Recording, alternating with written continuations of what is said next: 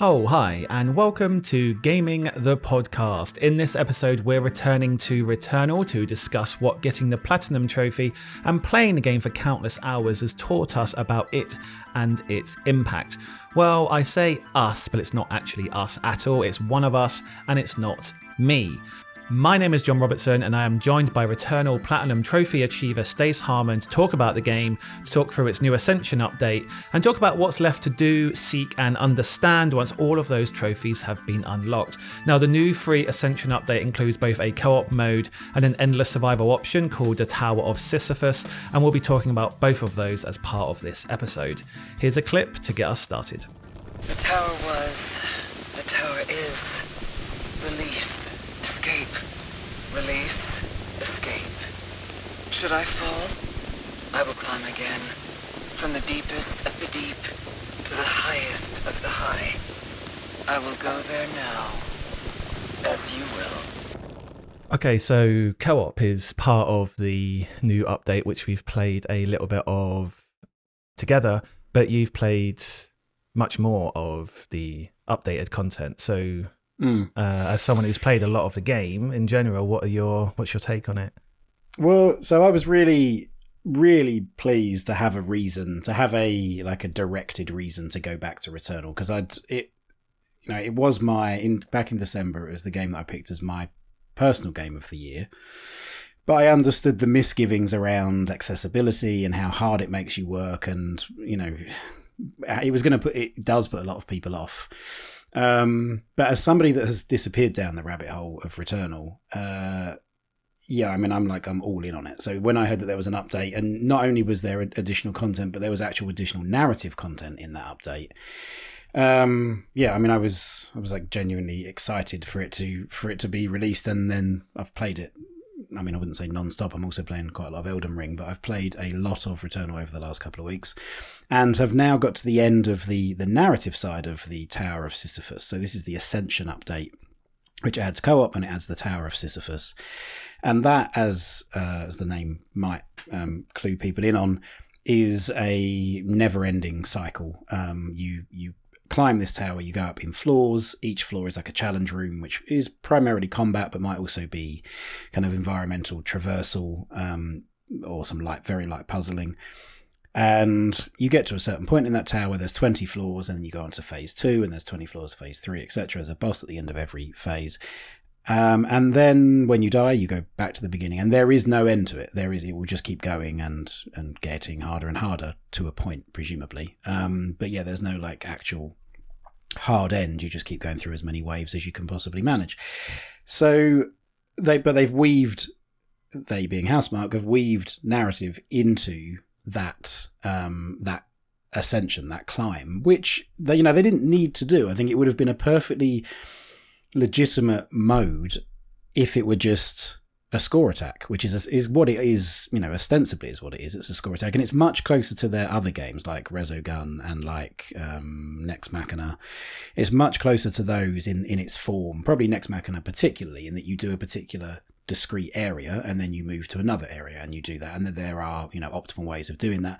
Unlike Nex Machina, this has some degree of procedural generation or randomization in the floors. It's not the same layout every single time, so you learn the themes. You can't learn that floor 3 is always this or 8 is always this. So yes, I was just really, really pleased to have a reason to go back to Returnal beyond just for my own entertainment, because I have still been playing it on and off. I was going to say, so go have a reason to go back, but what were you doing in the game before this came out? So back in January, we did an episode, didn't we, which was like gaming New Year's resolutions. And one of mine in that was to get the Platinum Trophy in Returnal. And I'm usually not, I'm somebody, I've probably only got, 6 or 7 Platinum Trophies, going all the way back to PS3 era. So it's not a thing that I actively pursue. I don't often find enough games that have enough I'm not often interested enough in the trophy structure to hunt down every single thing. So the games that I do that for, either it happens accidentally. I remember there was like The Walking Dead. You could get the Platinum Trophy just by playing the game. Or more commonly, you normally have to kill X number of enemies with this weapon and all of these other things. And Returnal was a thing that I actually wanted to chase that down. And I did that not long after making that resolution. I did that within probably a couple of weeks of that episode. We should check back in on that episode actually to see how we're doing with those resolutions. Well, maybe not. Or maybe we should go back and remind ourselves what they are. Try harder. Make some new resolutions. In light of failing these ones. So yeah, and so then I'd got all the trophies. I'd got all of the glyphs and everything else.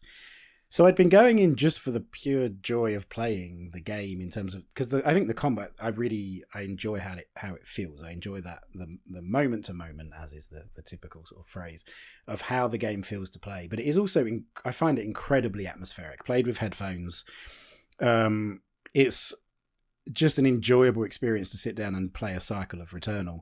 But I'm also still piecing together and interpreting the narrative, even having seen it all. I'm still... And it's the kind of game that I will be, even just before coming on to record this, making a cup of coffee, and then something will click, and I'll think, perhaps that refers to that, or perhaps that's why the names in that particular passage are redacted, because it can apply to this person or this person. So there's things that crop up. So I was kind of just doing it for my own entertainment, with half an eye maybe on doing a couple of YouTube videos on it, which we've kind of talked about previously, and I may eventually get around to doing. So then the Ascension update comes out, which adds co-op, which is it's an interesting point. It wasn't my main kind of reason to be excited about it, but it works reasonably well, having played some of that. Was it not? Yeah. Was it not a point to be interested in because you played so much that you've seen it as a single player game? Like if co-op was included out there, I know it's like a hypothetical, it's impossible to know, but. If a co-op was included out the box, would that feel like would you have been more excited, more engaged, more tempted to put more effort into that than if it been than as it's been released as it is like a year later? If the narrative structure were the same, then I don't think I would. It's a game that I would have tried out the co-op on. But it's not a game that I do view it because I have bought entirely into this premise, because I have disappeared so far down this rabbit hole and got all of these trophies, and now, as of last night, in fact, got all of the trophies in the Ascension update as well. And evidently, and as is unsurprising, it's very clear from the trophy stats that it's the smallest of minorities of players that are that engaged with it to get those trophies. I always viewed it as a single player experience, and I think even if co-op had been in there since the beginning, it would have been a game that I would have let's give it a try. But the way the narrative is delivered and the way that it's tied so directly to the form of the experience, the needing to go through so many cycles, I think that I always would have viewed as more of a single player thing. Is that just like a roguelike thing as well? Because you need to go through, call them cycles, call them runs, whatever. Like you need to do that in all of these sorts of games. So I wonder if co-op is just a difficult thing, or multiplayer in general, not just co-op. Any sort of multiplayer is pretty difficult to have in this way, on like two people are in there equally taking on the threat. I guess you could have multiplayer in a sort of Souls-like kind of game where you see, although that kind of does happen in co-op in Returnal, you do see fallen other player scouts, fallen scouts. Yeah, you do, and that's there in the single player as well, and that was added that wasn't like from the beginning, that was added later on as well.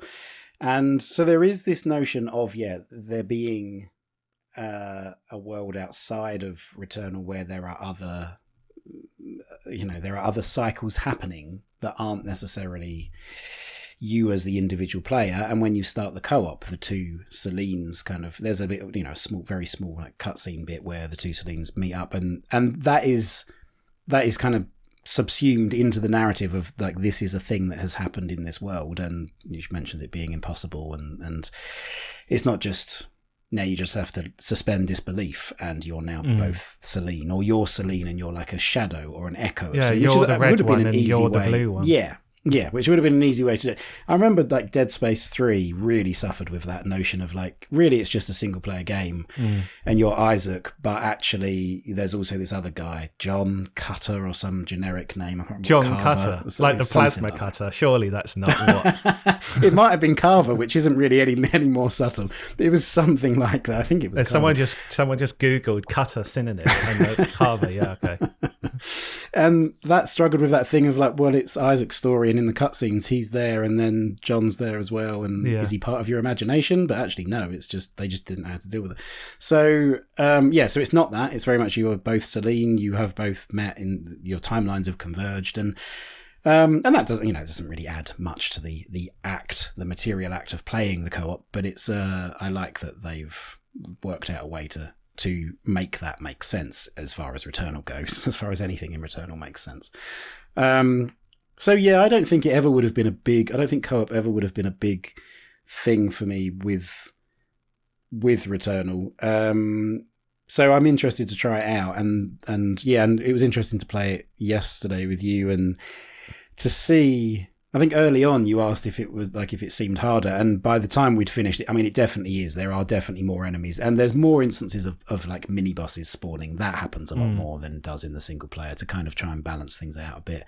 You're also restricted to, I believe, from what I've seen of yesterday's play, you're restricted to the host's kind of level. So we didn't have like the grapple hook thing, for example. And I didn't have like the lava boots that allow you to just wade through lava to get pickups or go underwater or any of that stuff. And it may just be that actually you never get that. I don't know. It may just, but anyway, the co-op is an interesting addition. It's like Returnal was updated. It's got co-op. Oh, cool. I'll check that out at some point. Whereas Ascension, or the Tower of Sisyphus side of it, was much more, that was like an active, I'm going to play that immediately. I'm going to update it and dig into that. And I think, and that adds a lot, it does add a lot to the narrative without the temptation. I'm glad that Housemarque haven't been tempted to, it feels like a natural extension, or even just not even an extension, just a natural part of the story. It's not like, oh, Returnal was really successful, we're going to do an update, or, successful enough anyway to justify an update. We're going to do an update, we need to add in some narrative stuff. Oh no, we told a complete story, so now we need to like just shoehorn this stuff in. It isn't that at all. There's a real meaningful kind of continued exploration of the themes that are in Returnal. And for me, one of the biggest things of that is that the fact that it is a game is used to deliver that story and forms a part of that story. Your experience in playing Returnal forms a part of the narrative that is being delivered to you, and the themes of struggle and this, the never-ending cycle and repeating mistakes that have gone before and trying to fix those and then making your own mistakes in the process. All of these things can be found in the narrative as is being delivered to you about the characters that exist in the game, but all of those things also are part of your own experience, and where, your own struggles in that, where you decide that, no, I've had enough, or where you put it down and come back to it later on. All of that, if you want it to be, and this is how far down this rabbit hole I am, if you want it to be, all of that is part of the story that Returnal tells. It's not just a story on that side of the screen that can have an effect on you. It's a story that you are actively participating in. And they've just kind of gone on along further down that track really, and threaded more stuff in. It absolutely, as far as I'm concerned, it absolutely deserves the BAFTA wins that it got recently. And I'll keep playing it despite the fact that I've got all the trophies and everything else. So did they not add new trophies for this update? There were. So there's the base game. So I got the Platinum Trophy for that back in January, and then this update added 7 new trophies. Most of which, I would say, certainly a couple of which were combat related, but most of which were kind of narrative related, like see this ending or get to, they're a bit more cryptic than that, but that's effectively what it's tied to. You're saying, have you got all of those? now. Yeah, so I finished the last one last night, and that was like the trophy. I'll say what the trophy's called. I think it's gain a moment of respite or a moment's respite or something like that. But even that doesn't, and that's another thing that I'm glad that Housemarque didn't do, was tie everything up with a big bow. They've resisted the temptation of doing that all the way along, and that's one of the things that I read as one of the reasons that I've been pulled so far through it, is because there isn't a point where all of the interpretation that I've had and other people have had, and I've watched various YouTube videos and read stuff about, people's theories on the narrative. There isn't a point where they say, okay, all of that theorizing is cute and that's nice. We're really pleased that you got that engaged in the game, but here really is the definitive end, and here is what really happened, and here is what all of this really means. They don't do that at any point, and that's quite, I respond quite a lot to that. I think probably a film like, if I were to liken it to a film like Memento, on the first couple of viewings, Christopher Nolan's Memento does that, but there is a definitive, that you can decipher that to a point where this is the order of things, and that film achieves it mostly by having being kind of not being in chronological order. There was an Easter egg on the DVD I remember actually for that I had years ago, that if you put in a certain input on the menu, you could actually watch the film in chronological order, which spoils it a bit for me. But don't know how sensible it is to put Easter eggs on DVDs. I mean, not in the heat. Not this. Yeah, well, it is the time of year. There's a dad joke. There's a dad joke. Right, let's move on. So that was a film like that. But even then, again, the fact that this is a game, the fact that the experience is delivered through the game, and I don't even really mean just the personal stuff that's laid on top of it. I don't mean like the imprinting that I have done, in the relationship between Celine and her offspring and her mother. There's stuff there that, when you just read or see stuff, you can relate to things. I don't mean that. I mean the very fact that you play the game and you die and you repeat and you die and you repeat. It takes a video game concept of death and weaves that in, and there is effectively no escape for Celine. Even having done everything and seen everything, there is no and she rides off into the sunset. Yeah, well, I was going to say, have you seen that film Live, Die, Repeat? It's called Live, Die, Repeat in the US. It's called something else in the UK, the Tom Cruise film, when he just keeps going for the same thing, but he does eventually solve it. Edge of Tomorrow, yeah. He does eventually solve it, and then he does ride off into the sunset. And there's another one with Jake Gyllenhaal as well, Source Code or something it's called. That. I didn't really like that. I didn't like that either. but yeah. Live, Die, Repeat I thought was like big, dumb fun. Source Code was, I don't know, it was not as clever as it thought. Trying to be too clever? Yeah, absolutely. So there isn't a... Well, I don't feel... And there was a particular video that I watched that I thought did a really good job of kind of deciphering a lot of this stuff by Jacob Geller. And it's called Returnal is a Hell of Our Own Creation. And that brings up some really interesting points.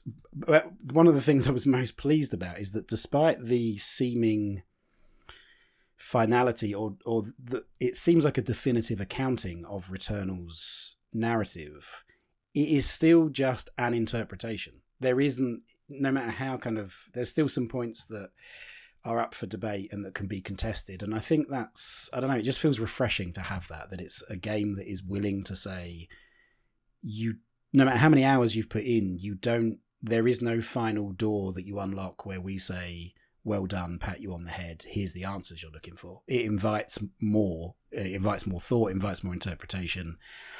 And some people, just don't care, and I fully understand that. But it is a thing that I've really enjoyed going, exploring, and as I say, maybe there's more content to come from that, because it's something I'd like to have a reason to explore more, and look up all of the references and all of the the mythology references and everything else. So yeah, it's a game that has meant a lot. It's been out, a year now? Almost pretty much. Yeah. April 30th, 2021 it came out. Yeah, so, and I've played it, not non-stop, for sure, but I've played it a lot. How many hours is there in a year? There have definitely been times when I've taken a break from playing it and played other stuff and then come back to it, weeks later, but it's certainly, probably one of my most returned to games, which is, quite fitting, I guess. Why is that? Because you spoke about the narrative, but the narrative, well, I mean, it could be, but I was going to say the narrative surely can't be over all that amount of time, given that you've seen all the narrative elements, can't be the reason for returning to it so regularly. No, I mean, it is, I think simply it is just I find real pleasure in playing it. It feels good. Everything. What are you trying to do each time? Do you have like a goal? Like when you sit down and play it, is it just like to go as far as you can, to score more, to get a different set of loadout, or what? Yeah, so the thing that I've used as my own sort of motivation, if not it's not a purpose, but motivation, is that there are certain weapon traits. Every weapon has different traits, and you can upgrade those. They're in different tiers, and you can upgrade those. And to upgrade them, you have to find the weapon in the first place. It has to have those particular traits because they can be they are randomized amongst, from a pool of traits. And then you have to use the gun for long enough to upgrade that particular trait. So that's what I've been doing with it. I've been doing runs where I don't pick like a gun based on what biome am I in and what is the best tool for the job. I pick it based on I still have this bit to unlock. Unlocking it doesn't do anything. It doesn't add anything. Certainly not from a narrative standpoint, or even from a completionist standpoint. There is no like, oh yes, you got the trophy for unlocking every trait. But that's just basically what I've been using as a way of like, what else is there for me to find. But the reason I turn it on in the first place is not to unlock weapon traits. It's because it's just I find it really enjoyable to spend time in that world and to sometimes just reflect on how far I've come. I remember when I first started playing and was doing the Overgrown Ruins, which is the very first biome, which for some people will be what Returnal is. That like they won't have ever got past that because that final boss, the first boss rather, on that level, Frick, is hard. But when I first started playing that, I was the environment suggested to me that I should be like almost creeping through that. It's all dark. The visibility is quite, but you can fall down gaps randomly. Like it's claustrophobic. It's like a literal cave system. There are some more open areas, but you're just going back into the cave bit in like shortly after going into an open area. And several of those, the kind of the walls are kind of feel like they're closing in around you, and the undergrowth itself feels like it's growing up to kind of obscure your vision and feels, it all feels very alien. And it's very well done, and I think the sound design that it won, or audio achievement that it won a BAFTA for, kind of is a nod to that it makes it feel like another planet in the way that it is meant to. But I started very tentatively and very, go into a room just to have a look, maybe back out again. And I'm now at a stage where I try in that first biome to just do the entire biome at like a full pelt run. And I've noticed like Neo in the Matrix 3 versus Matrix 1. Basically, I've kind of I'm beginning to believe, and now I do. And then I'm interested to see that actually the better you do in that first biome, the game will throw harder stuff at you if you are doing particularly well, which is interesting. I haven't got like a metric to measure what that means. I don't know if it's a question of if you're doing it at a certain pace, or if you get through a certain number of rooms in a certain amount of time, or if you haven't been hit for a long time. But it will start to throw hard. There's mini bosses that only normally appear from like the second or third biome onwards that will appear in that first biome if you are doing well enough. And I know that that's the case because on another run I've like not done so well, and that boss hasn't appeared. So it appears very directly to be like a rising challenge. It rises to meet you, to give you a reason to still play those early ones, even once you've kind of rinsed them of any sort of directed content. There's still the game is still responding to you. So yeah, and that's a mini challenge of just, can I do it full pelt? Can I not get hit? Can I end it with having upgraded my health to this point? I don't really do the bosses anymore. I think I've probably unlocked all of the kind of the story stuff for the bosses, because you have to fight them a certain number of times to get there, to fulfill like that, to get 100% on their story stuff. So it isn't that side of the challenge. It is just the act of being in the game, running around, being good at the combat, I guess. The actual feel of the way that the combat works with the half press on the trigger, I think, is really well implemented. Particularly when I've played other games, recently, a couple of which haven't come out yet, so I can't talk about those, but that don't utilize the tools that the DualSense controller gives you or would give developers. And so it just feels it feels good. Is probably the most technical element of that side of it. That it just feels good to play, and it is like Resogun used to as well. I remember the same thing on Resogun. I'd play that over and over again.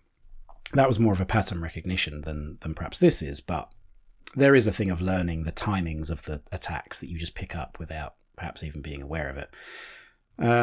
So yeah, it's just an enjoyable game to play that I think I've played as much as I have, in large part because there's always something new to find, or has been something new to find on the narrative side. But yeah, the reason I pick it up is just because it feels good to play. Yeah, so is that going to continue into the future now that you've platinumed it? You've done. It sounds like you've done everything that was planned to be done in the game, or is that? Yeah, I mean, I think it will now. I mean, I have in terms of the trophies, I have. I think I've seen. I believe I've seen all of the. There's rooms where you go in and it kind of there's these monoliths or these glyph tablet kind of things that you decipher and you can read those. I think I've seen all of those. I think I've seen the remembrances of these like past civilizations where all these particles zoom together to form these pictures, 3D pictures, and you get a bit of like narrative from that. Celine voices some stuff over that. So yes, I believe I've seen all of that. So now I think it probably does become more a pure score attack thing, because as much as I've played Returnal, it amuses me to see. It's that typical thing of, you think you're quite good at a game and then you look at the online leaderboards. Oh, okay. So I am on my last count as of last night playing the Tower of Sisyphus mode.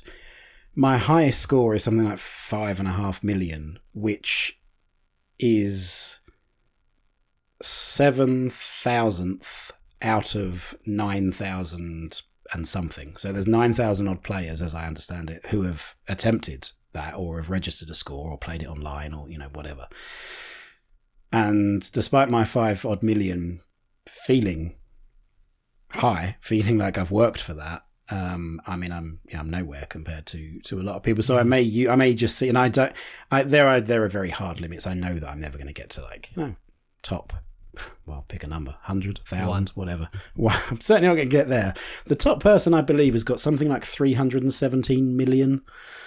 And they've got to wave 32, which I don't even know how long that would take. I'm on like the end of wave 4 is the furthest I've got. So, to be on wave 32, which is 20, each has 20 sets of levels, 31 and a bit times.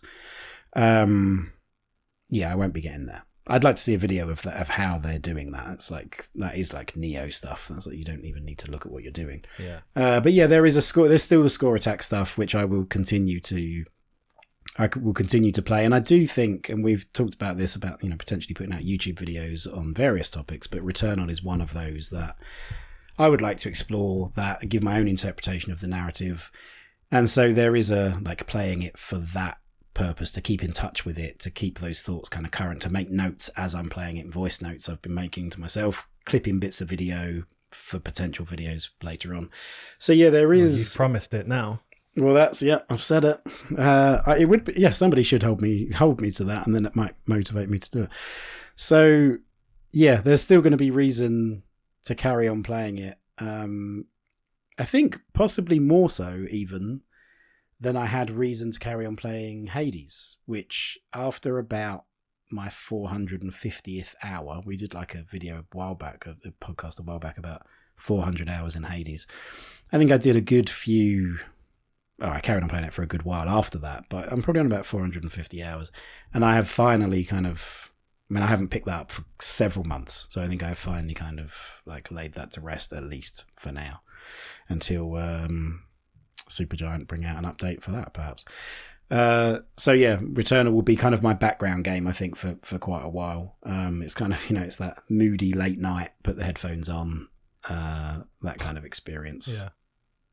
Be philosophical and reflective, and either disappear down a rabbit hole or up my own backside, musing on what it all means. Yeah, like where people used to go to moody, smoke-filled Yeah.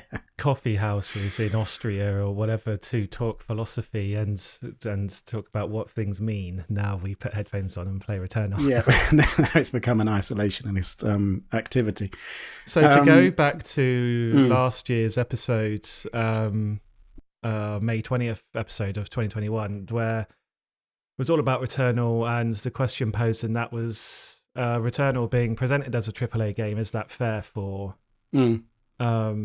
people reading that messaging based in comparison to what the game offers? What have you, now that it's a year later almost, what are your thoughts on that same question?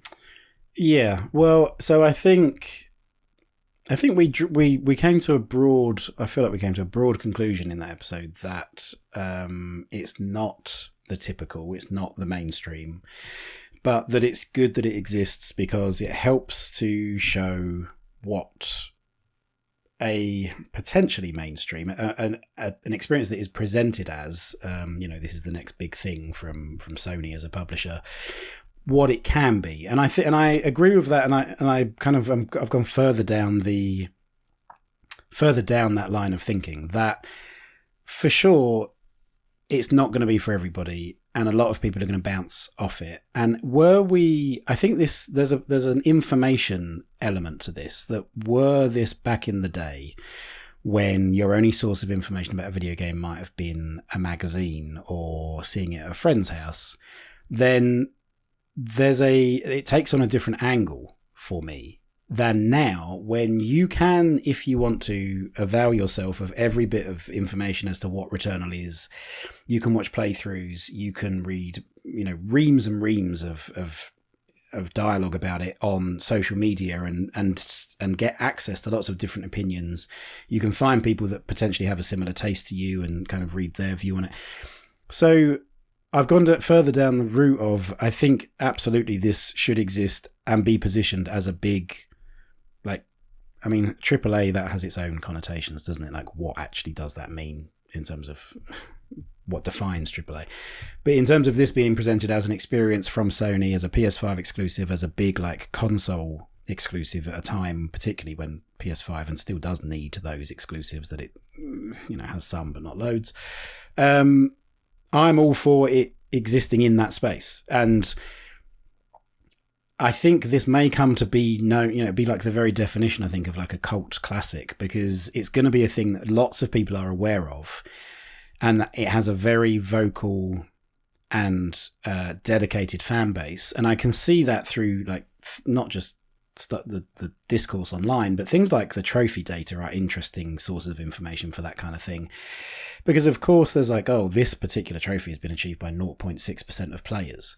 But what's interesting to me is to look at the trophies that you have to get in the run up to that one, and to see how closely they are, how many players are achieving that run of trophies. So it isn't 60% of people beat the first boss and then it drops off massively. There is a drop off, of course, but in that final stretch, it's if you did the trophy that's perhaps fourth to last in terms of the narrative, if you've got that one, there isn't anywhere near as much of a drop off for the people that have gone through that path and got that last one. So it seems I interpret that as, it seems like the people that are invested are very invested. They're not getting these things by accident. They're kind of on a mission. If you've got that far, it's sticky enough that you're going back and going to the end, rather than just, it was that thing where I got to the last boss and I got stuck and I just never did finish it. It's it feels like there is a group of people that are really pursuing the end game in that sense.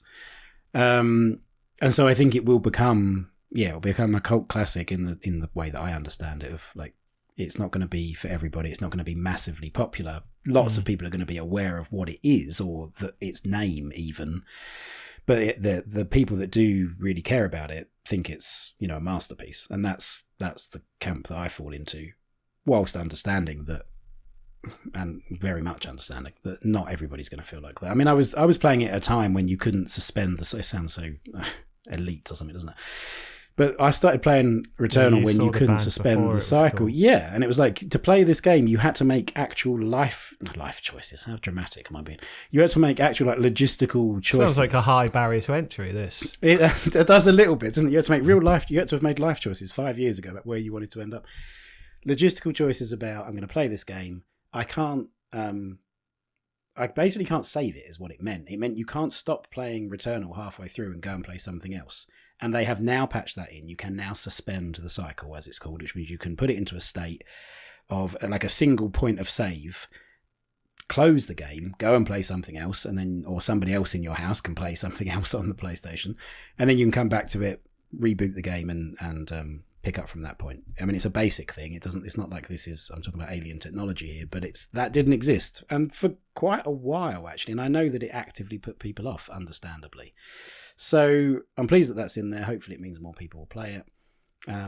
As well as its status as going on to the new PS Plus tier of one of those tiers of subscription, which means people are going to have access to it through that as well. Which I was going to say, I guess that's part of the benefit of Housemarque now being under Sony's banner, but I don't know, maybe that's got nothing to do with it. So yeah, I would, for anybody that hasn't played it, for anybody that has and has been kind of put off, I would absolutely say I feel that. Plenty of games that I've played that I have been really not very good at, and mostly this is persistence that I've got as far as I have with Returnal. But what's pulled me through that is my intrigue at the narrative and my buying wholly into that. And so I do understand that, maybe it's not for everyone. But yeah, if you can not accept, but if you can buy into the idea that dying is a part of it, and that you are making progress, even if it doesn't feel like you are. You're not making always explicit progress. You don't, you're not always, oh, well, I've leveled up to this, or I've done this. Often it's just that maybe you now have access to a new type of weapon that you might find during that run, or maybe you've got more ether to spend on saving the game halfway through that biome run. Yeah, I mean, for me, it's definitely worth it, but that is not going to be the case for everyone. But I'm glad that Housemarque has made a game like that. I'm glad they've made a game that is, if you're really into it, you're really into it, and but it's not for everybody. They haven't tried to sand off all those rough edges and give everybody answers and make it accessible to anybody that wants to pick up a controller. Not unlike, perhaps, Elden Ring, or the From Software games. So yeah, but give it another go. Maybe try the co-op with, a like-minded friend who was also kind of bounced off it, or is not enjoyed it to this point, and it may be that you find a new sort of, if not a love, then maybe an appreciation for it. And in the meantime, I will continue playing it, and at some point, we may have some Returnal content on our Indie by Design YouTube channel. I just need to get my backside into gear and get that recorded. I cannot atone, so I accept. When I laid on the side of the road dying, I understood the truth. This is my home. The sense of belonging I was searching for is here. This is my place in the stars. I will stay here now, as you will. Thank you for listening. Now, before you go, just a quick reminder that you can follow us on Twitter and Discord to chat all things Returnal with us. We are at Indie by Design, as at Indie by Design on Twitter, and on our Twitter bio, you'll also find a link to our Discord. How do you interpret Returnal's narrative? Have you finished or platinumed the game? How do you feel about it now compared to how you felt about it at the start? Come and let us know. It would also be great if you could leave us a 5-star review on Apple Podcasts, and do make sure to share with any friends who are as interested in video games as you are.